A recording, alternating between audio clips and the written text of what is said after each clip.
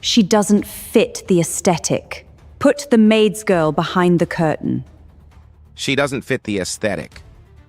Claudia Devereaux said it without lowering her voice. One manicured finger pointed at the 15-year-old standing at the center of the choir. Put the maid's girl behind the curtain. Ma'am, she's the best singer we have, the conductor said. That wasn't a question. So they hid Natalia Vasquez in the dark.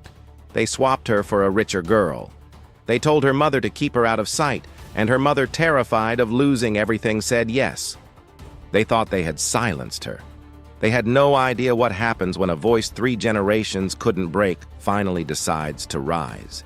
The Harrington estate sat on a hill above the river like something carved out of an older century, and on the afternoon before the Christmas gala, the low winter sun came through the tall glass doors in long pale bars. Inside, the great hall already smelled of pine and beeswax candles of cinnamon warming somewhere in the kitchens, and beneath all of it the faint, cold mineral scent of the snow pressing against the glass. A fir tree rose nearly to the second-floor balcony, strung with ornaments that had been in the family longer than anyone living could remember. Servants moved through the rooms in quiet choreography, getting the house ready for the evening, and in the center of the marble floor, where the afternoon light fell in those long, pale bars, the youth choir stood rehearsing one last time before the guests arrived. Natalia Vasquez stood where she had earned the right to stand, at the front, at the center. She was 15, dark-skinned, with her grandmother's tight black curls pulled back from a face that went very still when she sang, as though the rest of her had stepped aside to let the sound through. The conductor lifted her hands, and the children began, and when Natalia's voice came in over the others, it did something the room did not expect. It filled the space, it found the high ceiling, and came back down warmer than it left. The other children's voices were pretty. Hers was true. Her mother had told her once where it came from. Elena Vasquez had been folding laundry in their small apartment across the city, and she had said in the soft mix of English and Spanish she used when her heart was in a thing that Natalia's grandmother used to sing in a church with a tin roof, that when it rained you couldn't tell the rain from the singing, and that the voice was the only inheritance their family had ever managed to keep. Not money, not land. A voice, passed down through 3 generations of women who'd had almost nothing else. Natalia had held that the way other girls held a locket. Elena worked in this house. She had worked here for 11 years, long enough to know which floorboards complained and which stayed silent long enough to be trusted and to be invisible at the same time, which in a house like this were nearly the same thing. The choir rehearsed here because the Harrington Foundation paid for it. The children came from the row of tired streets where Elena and Natalia lived, and once a year the foundation gathered its wealthy friends and let them see, for an evening where their generosity went. This year the foundation had gone a step further and invited a few people from the music world to come hear the children, among them a quiet grayish man who taught at the conservatory across the city. The very academy, the kids in the choir said the way other people said the name of a faraway country. That was the arrangement. That was why a maid's daughter could stand on this marble floor at all. Elena had pulled every quiet string she had to get Natalia a place in that choir, and watching her daughter at the center of it was the proudest she had let herself feel in years. Near the windows, apart from the children, a girl named Sophie was not having a good rehearsal. She was the daughter of a family that summered in places the Harringtons summered, and she had a thin, careful soprano that did well enough in a group and came apart on its own. The conductor had moved her up for one passage, a small solo line, and twice now Sophie's hands had started to tremble before she even opened her mouth. The second time, her voice simply stopped, the note dying in her throat, and she stood there with her eyes too wide until the moment passed. The conductor, a patient woman with reading glasses pushed up into gray hair, went to where Claudia Devereaux stood watching from the edge of the room. "I want to be honest with you," the conductor said, keeping her voice low. "Sophie isn't ready to carry a solo, not in front of a crowd. She froze at the autumn recital and walked off the risers. The girl who should be out front is Natalia. She's the strongest singer I've worked with in years." Claudia did not look at the conductor. She was watching the children, and what she was watching was Natalia. Claudia Devereaux was going to marry Richard Harrington in the spring, and tonight was in a sense her examination. She had not come from this world.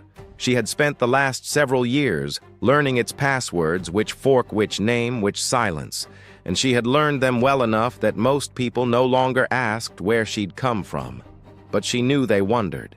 She had caught the wondering in the corner of a smile in the half-second before a woman said her name. Tonight, every person who mattered to that older world would be in this hall, and the evening had to be flawless because she understood in the particular way that only the recently arrived understand that flawless was the price of being allowed to stay. She turned from the conductor without answering her and walked out onto the floor while the children were still finding their places, and the rehearsal stopped because she had stopped it. "It's lovely," she said, and her voice was warm, almost kind, which was what made it terrible. "Truly.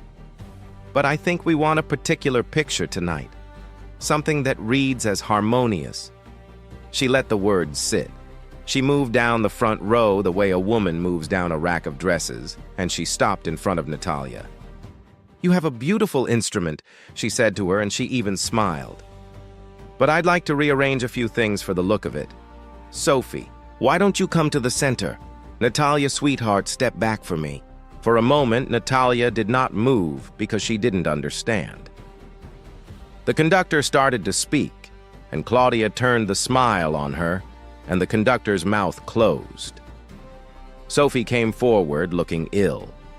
Natalia stepped back and back again until she was at the edge of the children and then past the edge, and the picture rearranged itself around the space where she had been, as though she had never stood there at all. It was done so politely that for a few seconds no one was sure anything cruel had happened. There was no slur in it, no raised voice, just a woman with good taste arranging a room. That was the kind of thing it was. It wore gloves. Claudia's gaze moved over Natalia once more, over the plain clothes, the dark skin, the curls, and whatever calculation ran behind her eyes. It ended somewhere unkind. She beckoned to a passing figure, and it was Elena carrying a stack of folded linens, who came when called because that was her job, and she had not yet understood what she was being called into. "This is your daughter, isn't it?" Claudia said. It was not really a question. "She's done beautifully in rehearsals, but she won't be performing this evening. I'd like her kept in the back behind the stage, out of the guests' way entirely. I'm sure you understand. We want everything tonight to feel just so." Elena understood. She understood completely and instantly the way you understand a thing your body has been bracing for your whole life. She felt the linens go heavy in her arms. She looked at her daughter standing at the edge of the marble floor, with her chin still up and her eyes already filling, and she felt something in her chest tear quietly along an old seam. She could have spoken. For one bright, dangerous second, she let herself imagine speaking, imagine saying, "She is the best one you have and you know it." And then she did the arithmetic she had been doing her whole life. 11 years in this house, the rent, the winter coat Natalia needed, the way she had watched more than once what happened to people like her who lifted their chins at people like Claudia. They did not win. They were simply gone, and a quieter person took their place. And the house went on as if the floor had never had a name. "Yes, ma'am," Elena said. "I understand." She found Natalia near the corridor that led to the kitchens where the candlelight thinned out and the cold from the service door reached in. She took her daughter by both arms and turned her so the others couldn't see her face. "Mija," she said very low, slipping into the language she only used when it was just the two of them and the thing was serious. "Listen to me. Listen." "She can't do that," Natalia whispered. "Mom, I didn't do anything. I was just standing there. I was just singing." "I know. It's not fair." Elena's hands tightened. "No, it is not fair. You're right. You did everything right, and it is not fair, and I need you to hear me anyway." Her voice stayed steady only because she was forcing it to. Some doors, when you push on them, they don't open. They just fall on you. I have watched it happen. I am not going to watch it happen to you, so I just hide. Tonight, Elena said. Tonight you bend because tonight bending keeps us both standing tomorrow. She brushed a curl back from her daughter's wet face. It is not because you are less. You hear me? It is the opposite. You bend tonight because you are worth too much to break over one cruel woman in one cold room. Natalia didn't answer. Her jaw was working the way it did when she was holding something in. Then she reached into the pocket of her plain skirt, and her hand closed around the one thing she always kept there, a square of soft, faded cloth, a kerchief that had been her grandmother's, the colors washed nearly out of it. She held it in her fist the way her mother held things she was praying over. "Okay," she said finally. "Okay." Elena pressed her forehead to her daughter's for a second the way she used to when Natalia was small and the world was smaller. Then she straightened because a woman was looking their way, and being seen taking too long was itself a danger. They moved her behind the stage. It was a narrow space back there between the velvet curtain and the cold rear wall, lit by a single utility bulb and crowded with folded chairs and the boxes the caterers hadn't carried out yet. The velvet hung heavy beside her deep red, close enough to touch, and through it she could hear the hall on the other side beginning to fill as the early dark came down and the guests arrived. Heels on marble, the rise and fall of expensive laughter, a string quartet tuning, the particular sound of a great many people who had never once been told to wait in the dark. Natalia sat down on a folded chair. She still had the kerchief in her hand. She pressed it flat against her knee, smoothing it out, smoothing it again the way you do a thing when smoothing it is the only power you have left. She could hear the choir lining up out there, her choir, the one she had rehearsed with for months in this house and in the cold church basement where they usually met, the one she had let herself dream out loud with on the bus ride home, the two of them, her and the music going somewhere this street did not usually let people go. Out beyond the curtain, the lights came up and the hall went bright and warm and golden for everyone but her. Behind it, in the thin light of the single bulb, the maid's daughter sat alone with her grandmother's kerchief in her hands, and the fire of everything she had not been allowed to say, burning quietly in her chest. And she did not yet know that the same evening that had pushed her into the dark was about to need her to come out of it. Behind the curtain, time moved differently than it did in the hall. Out there, it was an evening of small triumphs, of glasses raised and introductions made.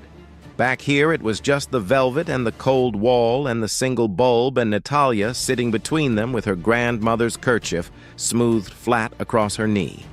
She could hear all of it through the curtain.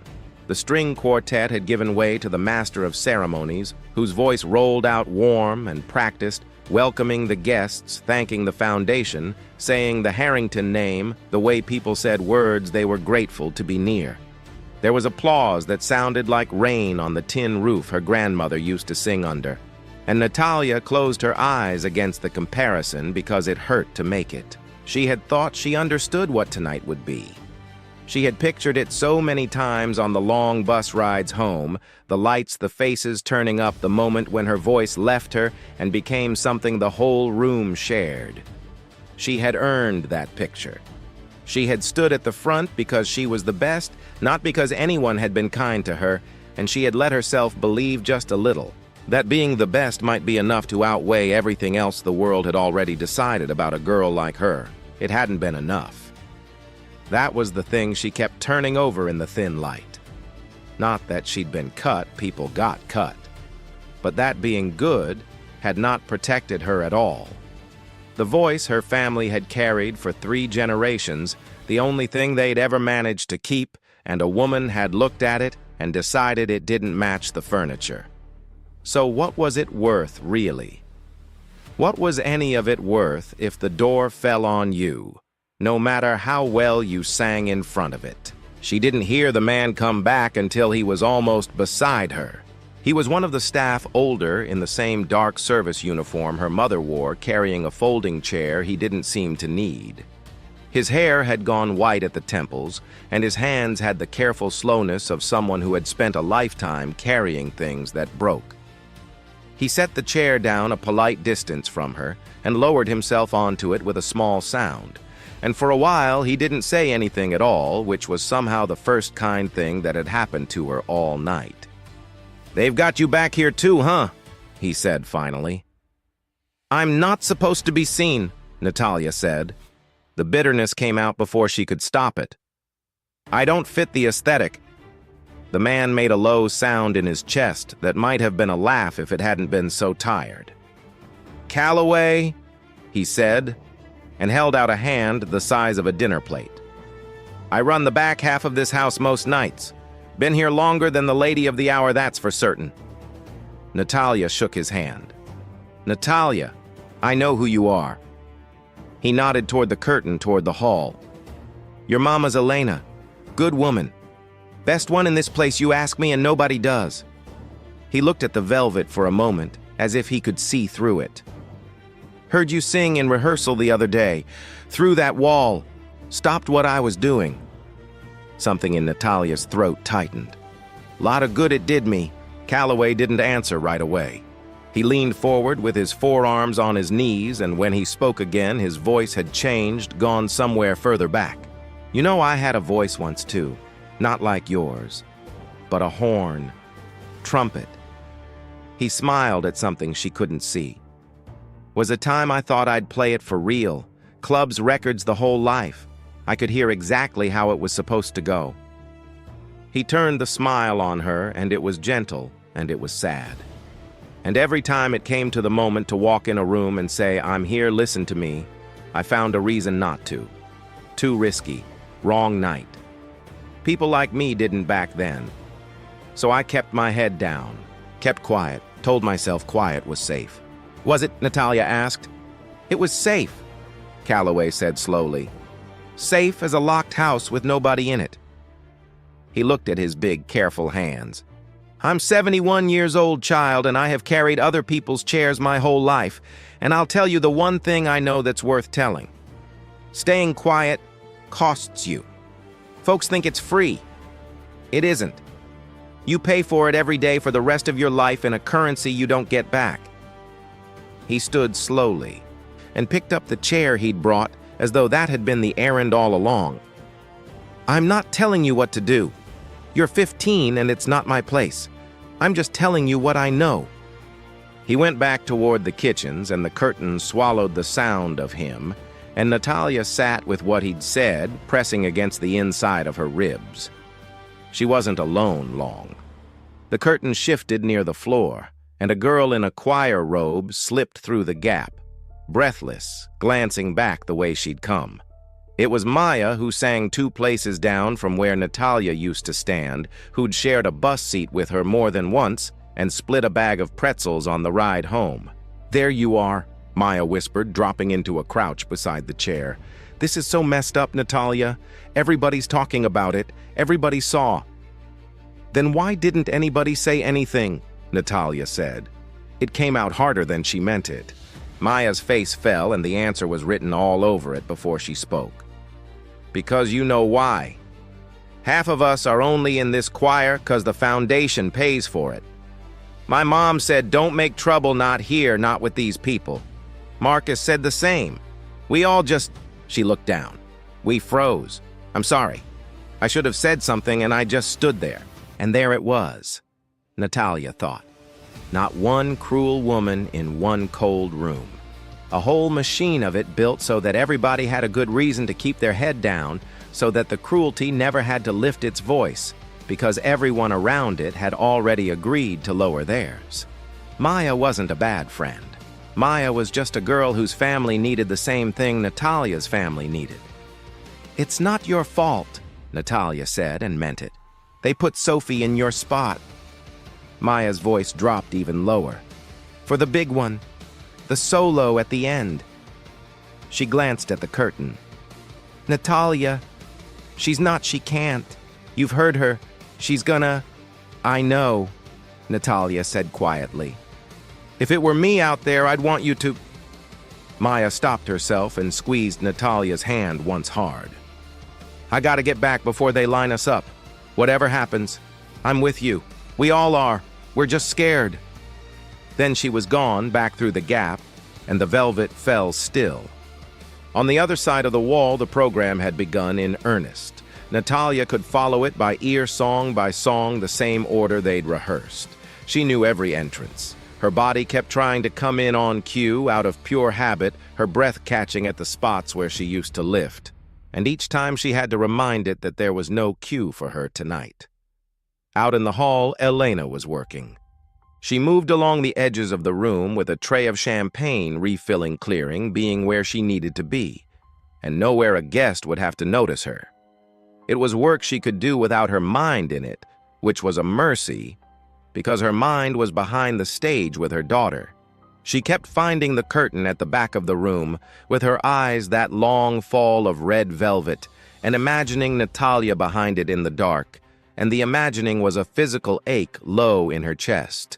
The guests were exactly who she had expected. She heard a woman in silver admire the tree, and then, in the same breath, in the same pleasant tone, wonder aloud whether the children's program was going to run much longer, because she did so want to get to the dessert. She heard a man explain the foundation's generosity to a younger man, as though generosity were a kind of cleverness.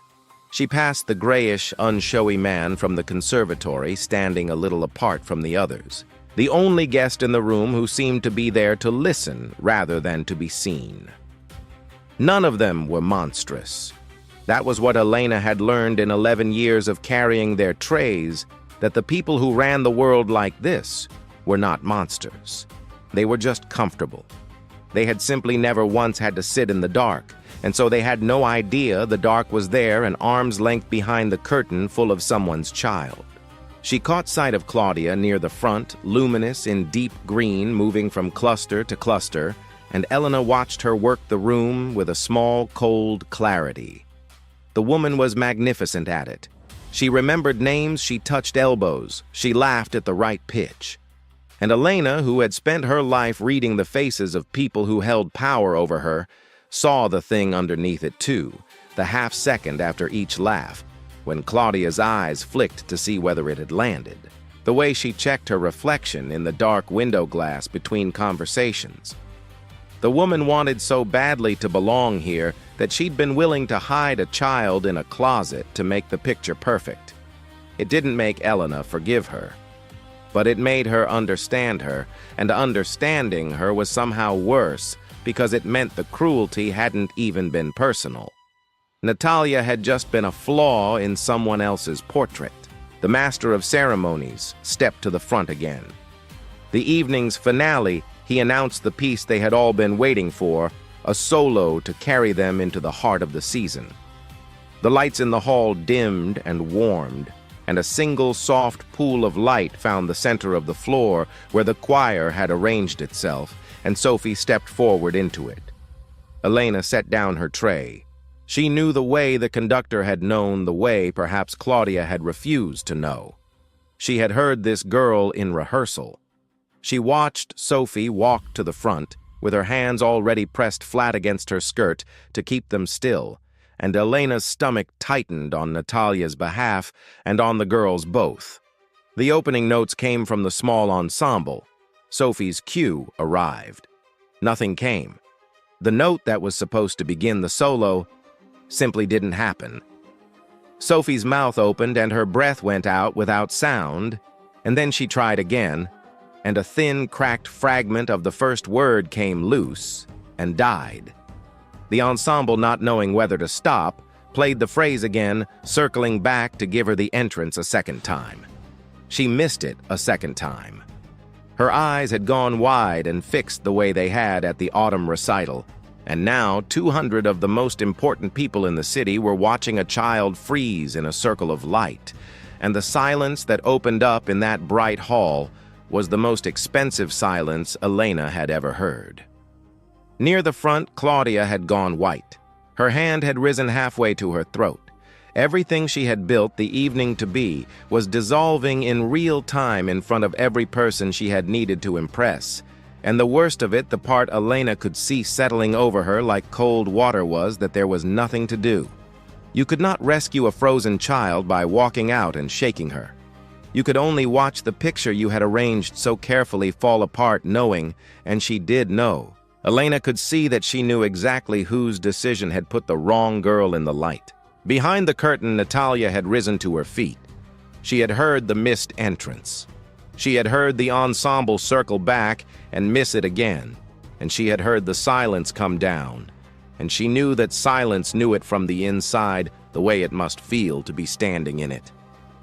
She found the gap in the curtain with her hand and looked through it, and she could see Sophie out there in the light alone, drowning her chest, heaving with breaths that wouldn't turn into sound. Everything Natalia had been turning over all night arrived at once. The unfairness of it. Calloway's tired voice staying quiet costs you every day for the rest of your life. Maya's hand squeezing hers. Whatever happens, I'm with you. Her mother's forehead pressed to hers. You bend tonight because you are worth too much to break. And under all of it, older than all of it, the tin roof and the rain and 3 generations of women who had sung when they had nothing else. Who had not been given stages either, who had sung anyway because the singing was the part nobody could take. She did not decide to do it the way you decide a hard thing. The decision had already been made somewhere below thinking. The girl in the light was a friend, and the friend was drowning, and Natalia had the one thing in the world that could reach her. She didn't step out, not yet. She stood just behind the curtain where she couldn't be seen, and she opened her mouth and she came in under Sophie's dead entrance, the way you slide a hand under someone who has fallen, not to take the spotlight but to hold them up. The first notes were low, steadying a harmony beneath where the melody should be. It was an old carol, one everybody in that hall had known since before they could remember knowing it, and Natalia took the harmony line and laid it down like a floor under Sophie's feet. And Sophie, hearing a voice come from somewhere, hearing that she was suddenly not alone in the silence, caught a breath that worked. Her own thin soprano came back shaky, then steadier, riding on top of the warm, dark thing rising behind the curtain. For a moment, the hall had its song back and didn't know where the rescue had come from. But a voice like Natalia's could not stay a floor for long. It was built to be a ceiling. As Sophie steadied, the harmony beneath her grew filled, deepened, it reached into the corners of the great hall, and came back changed. And it had something in it now that rehearsal had never drawn out, because rehearsal had never cost her anything, and this had cost her everything. There was grief in it, and there was refusal in it, the particular sound of someone who has been told to be silent, deciding, very simply not to be. Heads began to turn, not toward Sophie in her circle of light, toward the curtain, toward the dark at the back of the stage where the real voice was coming from, the one nobody could place, the one that did not match any face they could see, and so pulled every eye in the room searching for the one it belonged to. Up front, Sophie's voice trailed off, not in panic this time, but because even she had turned to look twisting toward the velvet, her face open with something like wonder. She lifted one hand toward the curtain, toward the dark, and it was not a gesture that said, "Go away." It was a gesture that said, "Please." It said, "Come out, I can't do this, and you can please come out." And Natalia understood that she could not stay behind the curtain. The voice had already left. It was out in the hall in everyone's chest, and the only thing still hidden was the girl it came from, and to stay hidden now would be its own kind of lie, would be agreeing one more time that she was a thing to be kept out of sight. Calloway's words. Walk in a room and say, "I'm here, listen to me." She closed her hand around her grandmother's kerchief, and she stepped through the curtain. She came out into the warm light in her plain clothes, the simple skirt, the worn sweater, no gown, no jewels, nothing that belonged to this room, into a sea of silk and black tie and bare jeweled shoulders, and she felt all 200 faces turn and find her, and she felt every assumption arrive in their eyes at once. A maid's daughter, dark-skinned, dressed wrong, out of place, the very thing that had been arranged out of the picture walking back into it, uninvited in front of everyone. She kept singing. That was the thing that held the room, that she did not stop, did not shrink, did not apologize with her body the way people expected a girl like her to apologize for being seen. She walked to where she could stand, not quite the center, a step off from Sophie, and she let the carol keep pouring out of her full, now unhidden, and the contrast of it, the plain girl, the glorious sound, went through the hall like a current. By the doors that led to the kitchens, Elena had stopped breathing. She had been clearing a side table when she heard the voice change, when she heard it grow and fill and turn into the unmistakable sound of her own child, and her head had come up like a deer's. And then the curtain had moved, and Natalia had walked out into the light where Claudia Devereaux had expressly forbidden her to be in front of every powerful person in the city, and the floor seemed to drop out from under Elena entirely. For Elena, in that instant, it was not a triumph. It could not be. She did not see what the room was beginning to feel. She saw only the arithmetic she had done her whole life coming due all at once. She saw the 11 years gone. She saw the two of them put out into the winter street. She saw her daughter, her 15-year-old daughter, having defied the woman who would marry the man who owned this house in front of witnesses, and she knew what power did to people who embarrassed it. It did not forgive. It erased. The tray she was holding tilted in her hands, and a glass slid from it and broke against the marble at her feet, a small, bright sound that nobody turned to hear, because every face in the room was already turned the other way toward the light, toward her daughter. Elena took one step forward, her whole body moving on instinct to cross the room and pull her child back into the dark where it was safe, and then she stopped, because there was no pulling her back now. It was already done. Natalia was out. There was no curtain that would unsee her. Elena stood frozen at the edge of the bright room, one hand pressed to her mouth, broken glass at her feet, and watched her daughter stand alone in the light she'd been forbidden, and she felt the whole careful structure of their small, safe life come apart in the time it took to draw one breath. Everything she thought. Everything is lost. And in the center of the hall, not knowing yet whether her mother was right, Natalia Vasquez lifted her chin, found Elena's stricken face across the sea of strangers, and sang on. The light held Natalia, and Natalia held the room. She could feel Claudia somewhere at the front, could feel the heat of the woman's anger across the floor without needing to look at it, and for one beat, the old instinct rose in her to fold, to make herself smaller, to sing the carol prettily and quietly, and slip back behind the curtain before anyone decided what to do with her. That was the safe version. That was the version her mother had begged her toward the bend that kept them both standing. But she had already stepped through. There was no smaller to make herself now. And so, instead of folding, she found her mother's face across the sea of strangers, that stricken white, broken, open face by the kitchen doors, and she sang to it. She let the carol become the thing it had always been underneath the thing her grandmother had sung it as in a church with a tin roof when the rain came down like applause. She stopped performing it and started meaning it. Every month of rehearsal, she'd been cut from every step back for me. Sweetheart, every hour in the cold behind the velvet, every time being good had not been enough to protect her. She put all of it into the sound, not as anger, but as something larger than anger. The plain refusal of a voice that would not agree to disappear. It was not a child showing off. It was 3 generations of women who had been told to wait in the dark, finally not waiting. The hall had gone utterly still. Glasses sat untouched.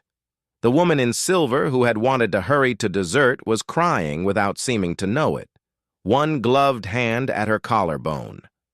People who had spent their whole lives being impressed by expensive things were discovering that they had almost never in that time heard anything true, and the difference was undoing them. And then Maya moved.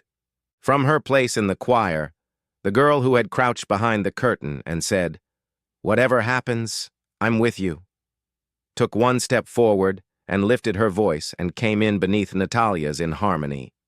Just one voice at first, thin and brave. Then the boy beside her. Marcus, who had also been told not to make trouble, found the harmony too. Then another and another, until the whole youth choir had turned from the arrangement Claudia had built and reassembled itself around Natalia, the way it had on the marble floor that afternoon before a woman with good taste had taken it apart. They were not singing the picture anymore. They were singing the girl. Sophie was the last to move, and when she did, it was the thing that broke the room open. She crossed the small distance to where Natalia stood this tiny step that undid the whole hierarchy of the evening, and she did not try to take the melody back. She slipped into the harmony behind Natalia, ceding the center she had been handed, and could not hold lending what voice she had to the voice that deserved it. The girl who had been put in Natalia's place was now standing at Natalia's shoulder, singing back up and doing it with tears on her face. At the edge of the hall, near the corridor to the kitchens, Calloway had come to stand in the doorway. He had a tray balanced on one hand out of pure habit, and he was not carrying it anywhere. He was just standing listening, and his chin, which had spent 71 years tipped down, carrying other people's chairs, keeping quiet, because quiet was safe, had lifted. He stood in the doorway of the great hall with his head up for the first time in longer than he could say, listening to a girl do at 15, the thing he had spent a lifetime finding reasons not to do, and he was not sad about it. His eyes were wet and his face was something close to joy. The carol rose to its final phrase, the whole choir behind her, now Natalia's voice carrying over all of it. And when the last note opened up and filled the hall and finally let go, the silence that followed it was a different silence entirely from the one Sophie had drowned in. This one was full. This one was held breath. Then the room came apart in the best way. Someone stood. Then everyone stood, the whole glittering hall rising at once, and the applause that came was not the polite rain of earlier in the evening, it was a roar. It broke over the marble and went up to the high ceiling and came back down, and people were calling out, and more than a few of them were openly weeping, the whole well-dressed room on its feet, for a girl in a worn sweater who had been ordered not to be seen. Natalia stood in the middle of it, and she did not entirely understand it yet, and the only thing she was sure of was her mother's face. She looked for it. She found it. Elena had not moved from the kitchen doorway, and the broken glass was still at her feet, and she had both hands pressed over her mouth now, and she was weeping in a way that had nothing left of fear in it. Richard Harrington came up onto the floor. He was a tall man who wore his money quietly, and he moved through his guests to the center of the room, and the applause softened so people could hear him. He stopped in front of Natalia, and he looked at her for a moment with an expression that was difficult to read, and then he did a thing that made the whole hall go quiet again. He inclined his head to her, not a nod. Something deeper and older than a nod. "Young lady," he said, and his voice carried, "I don't know your name, and that is entirely my failure because you have been a guest in my house tonight, and I allowed you to be treated as something less." He looked briefly toward the front of the room, toward the woman in deep green, and then back. "What was done to you here was wrong. It was done in my house under my name, and I am ashamed of it. I'm sorry. Will you tell me your name?" "Natalia," she said. Her voice, when it wasn't singing, was just a 15-year-old's voice, and it shook. "Natalia Vasquez." "Vasquez." Something moved across his face. He turned and found Elena in the doorway, the maid he had passed in his own hallways for 11 years without ever once looking at, and the understanding that arrived in his eyes then was its own small reckoning. "Then your mother works in this house?" "Yes, sir."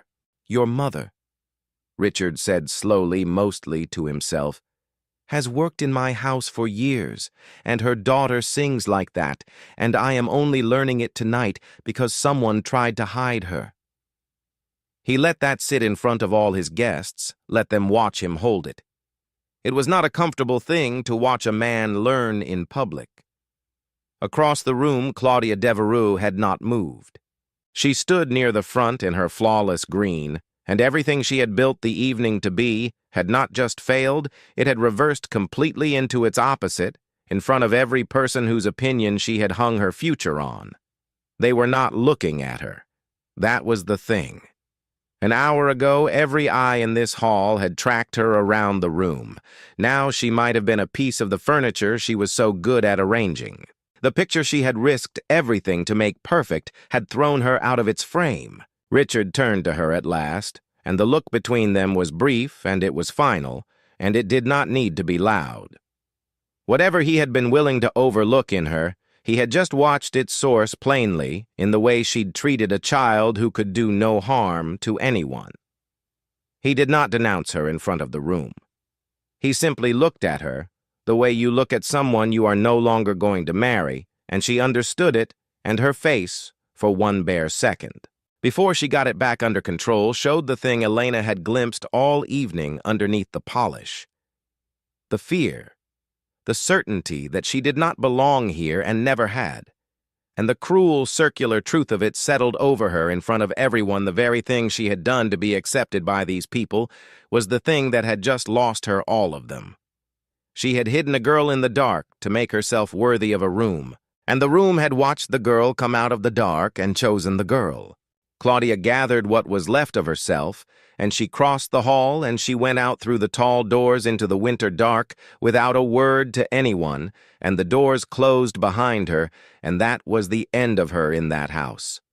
No one stopped her. No one called her back. In the warm hall she left behind, the grayish, unshowy man from the conservatory had been watching all of it with a particular kind of attention. He made his way to Natalia through the crowd and introduced himself as someone who taught at the music academy across the city, the one the children in Natalia's choir said the way Calloway had once said clubs records the whole life. He did not make a speech. He told her simply that he had heard a great many trained voices in 40 years, and that what she had was the thing training was supposed to produce and almost never did, and he asked whether she had ever thought about studying seriously. "I can't afford a place like that," Natalia said, because it was the first true thing in her head. That, the man said, is a conversation for another day with people whose job it is to make sure that sentence doesn't end promising things. Tonight I only wanted to put my name in your hand.